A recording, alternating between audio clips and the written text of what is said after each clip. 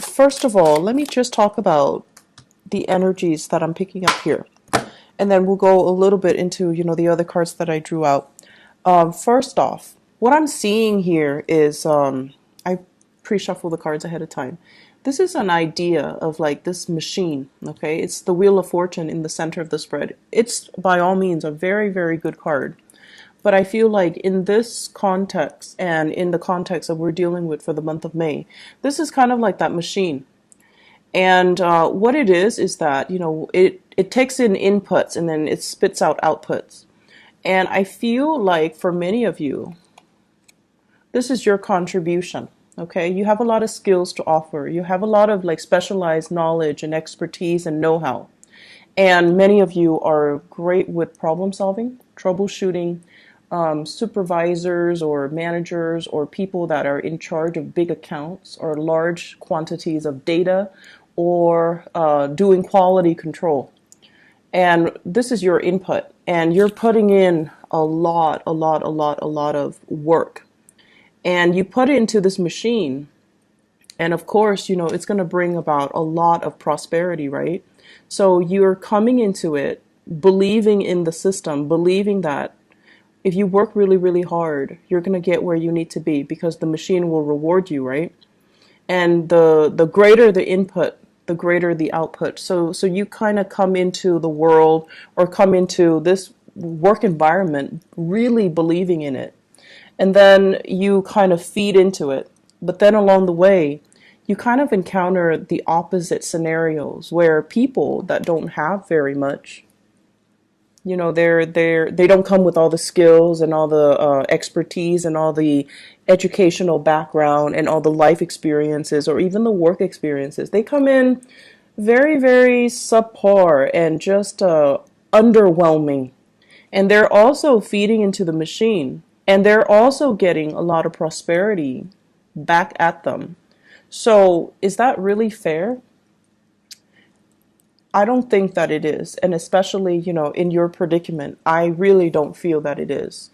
And you don't feel that it's fair. But yet you're encountering situations in your work environment and in your professional life where people that have, an underwhelming amount of skills, they're being treated the same way that you are treated, where you spent many, many years cultivating and honing in on and perfecting your craft. And you're not, or you are getting the same level of recognition, and it just feels very unfair, unjust. I also feel many of you Taurian people on either side of the coin. Okay, so many of you right now are in a really, really good career path. And I feel for many of you, you could be like 35 to like 45, okay, that age group. Quite successful, having a lot of people that you command. Everyone looks up to you to solve their problems. Some of you have like a large following. So that means you have a lot of people that are working under you and they're doing the dirty work for you. So you're commanding them and they're doing the dirty work for you. It doesn't, it's not all about like classism or anything like that, but it's just like stating that people trust you to take the lead and people are willing to follow you because they trust your judgment. So it's a really good position to be.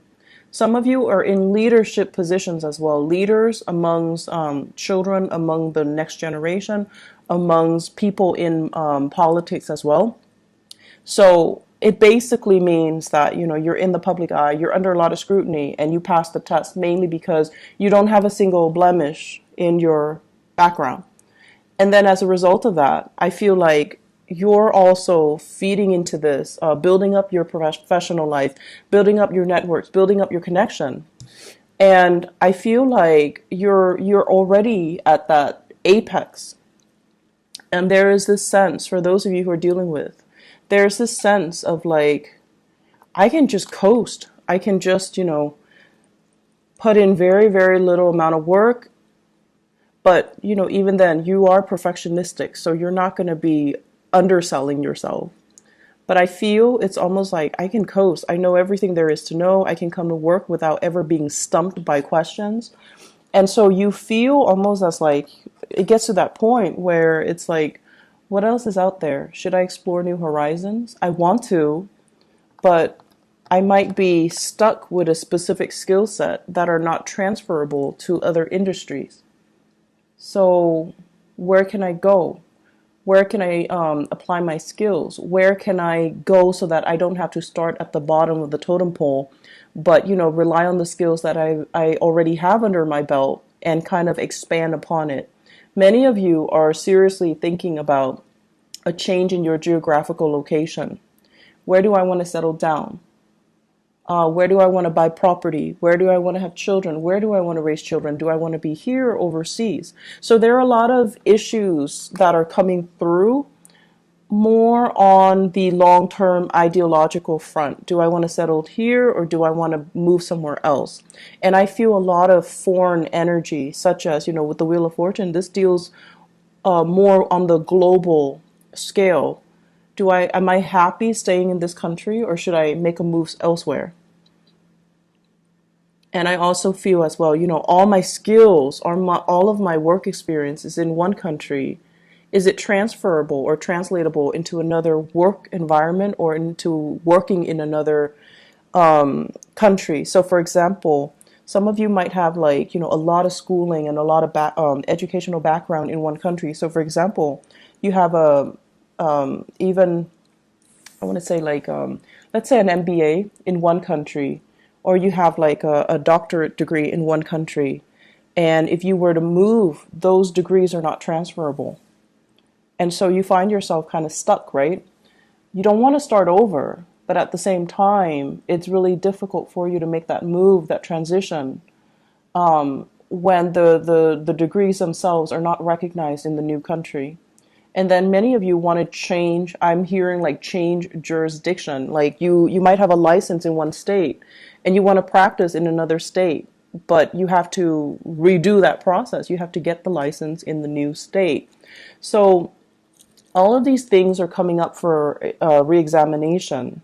And I see a lot of people in institutional roles, working in some type of either a federal agency or academic institutions, medical institutions, things that are accredited, things that require licensing, things that require it's not a walk in the park to get yourself in the door, to get your foot in the door. So if you were to leave it and start over, it can feel very daunting, and it can also feel like you have to start from scratch. But there are new opportunities that are coming in on the horizon right now, and I feel it's converging. It's it's coming in for you. And some of you, you might have an offer on the table to switch agency, to switch into a new position, to switch into something a little bit different. And I feel like you're definitely emotionally drawn to that decision, to that offer. But it might not pay as much as you're hoping.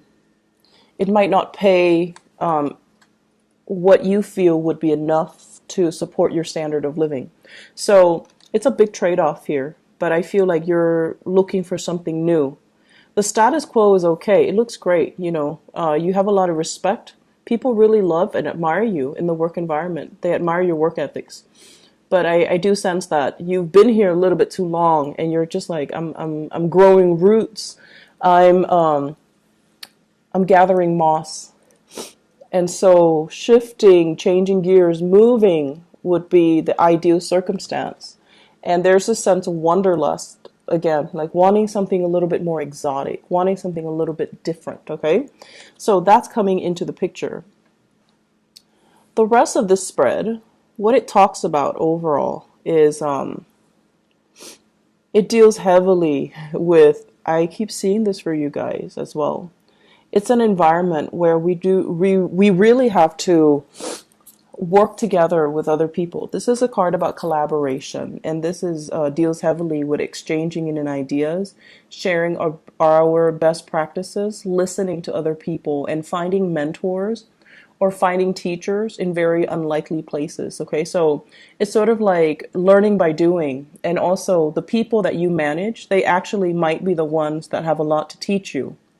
So whereas you're hoping to learn from your supervisors, your manager, your higher ups, but in fact, because of this collaborative card, it deals heavily with learning from unlikely sources. It's like messengers come in all shapes and forms. So you might have an underling that's, like an intern that's just starting out. You're managing his or her work, and they're teaching you a lot of things.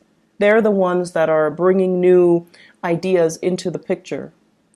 And so I feel here it's kind of like allowing yourself that humility to learn from people that might not have as much experience as you do, but because they're looking at the same problem with a fresh pair of eyes, they're able to arrive at creative solutions that you might not have thought about. So I feel a lot of collaboration coming in, sharing knowledge, sharing skills, sharing the best way to do something. And I feel as if this process alone, it's sort of like it's a really good process overall. I'm also sensing as if there are some people in your work environment that are taking it the wrong way. They're very much about hierarchy, and they're very much about, I've been here longer. You need to listen to me. This is a new person. They don't really have the skills and the expertise. They should not be able to tell us what to do, or they should not be able to, you know, I want to say, they should not have a say in the direction of the company because they haven't been around. So there are conflicting messages here regarding people that might have been in the field for a really long time, but they have no idea what they're doing, or they're so entrenched in it, it's hard for them to shift gears, and it's hard for them to think creatively. Okay, we all know those types. And then there are people that are brand new, that are very innovative, but no one's really giving them the time of day. So it is up to you to really try to shape young minds. Some of you might be teachers, shaping young minds. It might be up to you to, provide the creative framework so that you can allow these new people to explore, and allow these new people like some type of hands-on approaches so that they can learn by doing, and that they can, improve their problem-solving skills. So don't listen to the people that are like, I've been around, I know exactly what I'm doing, but they're not really, pulling their weight, or they're so entrenched in one way of doing things that they're not able to switch gears, think creatively, solve problems through a new, fresh pair of eyes, or, adopt new technology even. So success is only on the surface. You have to really delve deep to really, understand what people are dealing with and how they perceive their work, okay? Because success is only skin deep. So aside from that, the other messages that I'm getting in the picture here, it feels to me as if many of you are thinking about, once again, change in location. And you might, want to stay in the same job, but really, really thinking about like saving up, planning, plotting to kind of leave the nest. Some of you might be living with parents, and the housing environment looks a little bit crowded. The work that's cut out, it's sort of like, I have a space, I don't have to pay rent, or I'm paying very minimal rent, and I'm not doing all the chores. The chores are divided between all the people in the household, possibly with family. And so it just feels as if it's very comfortable. It's like, it's not a lot of work because it's spread out across many people. But you're at a point where you do want to grow, and you do want to be able to be independent. So many of you are at this place is a catch-22. On the one hand, it's so comfortable, and rent is cheap, but on the other hand, it's like, I really want to have my own space. So I see many of you plotting and planning in that regards. And I'm also seeing many of you, the house situation, you might have been thinking about like repairs and things like that. Like, this is a card about marriage, and it's also like the physical dwelling, okay? When it's in the reverse, I usually think of like putting a lot of money putting a lot of money into a relationship, putting a lot of money into housing repairs. And you might have come out since the beginning of the year, since January, fixing something, cleaning up something, cleaning up the gutters, cleaning up the drain, doing a lot of fixer-upper types of projects as it relates to this housing situation. And now you're like, is it really worth it? Can we just sell the house as is and then move on? But you're still biding your time, and everything that you do, you are taking very careful and methodical steps. So I feel like some of you are at that point where you're like, maybe we should just sell it, or maybe we should, change location and just rent somewhere else. Maybe we should change into another city. Maybe we should, leave the nest and create our own nest for those of you who are newlyweds or who are thinking, who are in significant relationships and you're thinking about having children. So that's an element coming in as well. Career looks really, really good. I feel like for many of you, you're very established in your career and you're watching this. And then for others, you're at a place that is very, very safe. Okay, so it's like a 10-year track, or it's like you have your foot in the door in some type of a career building position.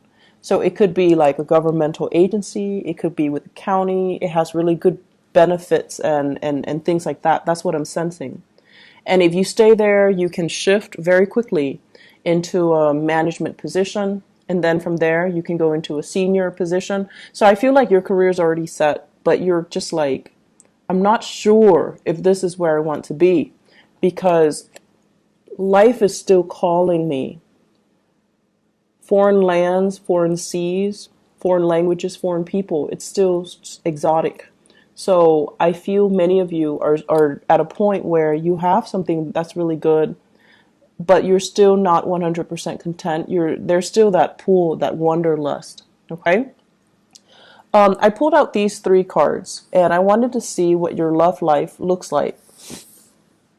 Mainly because this is so work and career and finance focused that I wanted to, specifically look at other areas of your life. So what I have here, first of all, is a water sign. So this is a Pisces, Cancer, Scorpio, Sun, Moon, or Rising.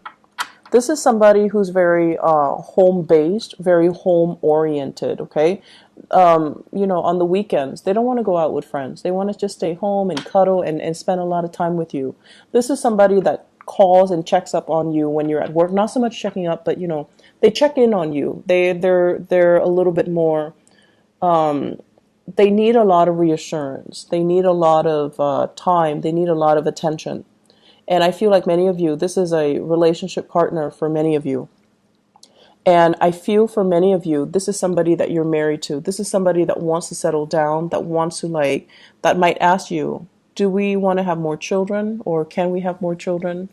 They also want their own space with you. For many of you, that's they're kind of telling you, let's start a family, let's build a nest, let's move out, let's live on our own. And then for others of you, I feel like you are in a long distance relationship with another person.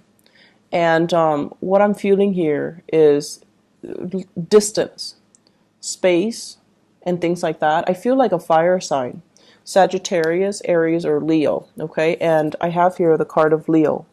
That's coming out very prominently. And I do have here this fire sign. So I feel like there might be a long distance relationship where it's I don't feel like it's new. I feel like it's been ongoing and it's kind of difficult to maintain, mainly because you're at this point where the person might be wanting to start a family. The person might be wanting to, settle down, have roots and things like that. And so once again, Aries, Sagittarius, or Leo. And it just feels as if there's a sense of longing. There's a sense of both of you mutually missing each other, really longing for each other to be nearby. And I feel like it's starting to be very difficult to come together, to reconvene, to connect. There might be time differences, You might be like, you might be on different time zones, in different areas, in different countries. And so it's nighttime where they are, daytime where you are, and you can't really Skype. You can't really connect. You can't really FaceTime. You can't really see each other. You can't really, share. And then there are days when, you've had like a really bad day and you want to call them and they're not there. So it just feels almost like timing is kind of working against you in this relationship. And you're watching the time kind of tick away. And so it's hard. Long distance relationships are hard, but I definitely feel the emotions are there. The longing, the love, the affection, the commitment is there. It's just getting, I feel like it's difficult for the other person more so than it is for you. You've got your career, your wealth, and your that you're building. The other person, they're okay. I mean, I don't feel they're financially in dire strait or anything, but I feel the longing and the missing and the, wanting to be together. That is taking its toll on them emotionally. And so it's a little bit challenging for the two of you to continue in the relationship because you don't really know, you don't have a vision of how the two of you are going to reconvene. You don't have a vision of how the two of you are going to come together and be, establish a family. Okay, so it's like you need to work this out in your current relationship. What I also have as well for those who are single people who are, out dating and things like that, I feel like there might have been a recent breakup here with the Four of Wands. A recent breakup. So it could be a fire sign, Sagittarius, Aries, Leo, a water sign, Pisces, Cancer, Scorpio, or even another earth sign, Taurus, Virgo, Capricorn. And what you're doing here is this is the end of conflict. So this is kind of like, you're out of my life. We're not fighting anymore. I'm no longer, like, you're getting over the relationship. Okay. And I feel for many of you, it was a significant relationship where you might have shared space with each other at one point. You might have shared housing. You might have lived together even at one point. I feel like somebody moved out and there is a sense of longing, missing somebody, but you're kind of like, I'm kind of over it. I'm not going to succumb to the temptation to reconnect and to reach out. For many of you, if you're dealing with a water sign, Pisces, Cancer, Scorpio, they are reaching out to you. They're reaching out. And there's an apology that I'm feeling here. And you're kind of turning the other way. And it's kind of like signaling to me the end of conflict. No more fighting, no more internal struggle, no more external struggle. And taking new opportunities, okay? Singles, it's a really good time for you to make the most of your birthday time. Birthday time is what we call like the solar return, when you have a lot of luck and prosperity on your side. So you want to make the most of it and, tell yourself out with the old, in with the new, so that you can invite new energies into your life, okay? It's going to be a really, really good month. I feel many of you are getting over breakups. And I see many of you are kind of like trying to solidify a relationship as well. You still are trying to figure out the direction, like what's going to happen? How are we going to come together? So it's still not there yet, but I feel like it can get there. Just give it a little bit more time, okay?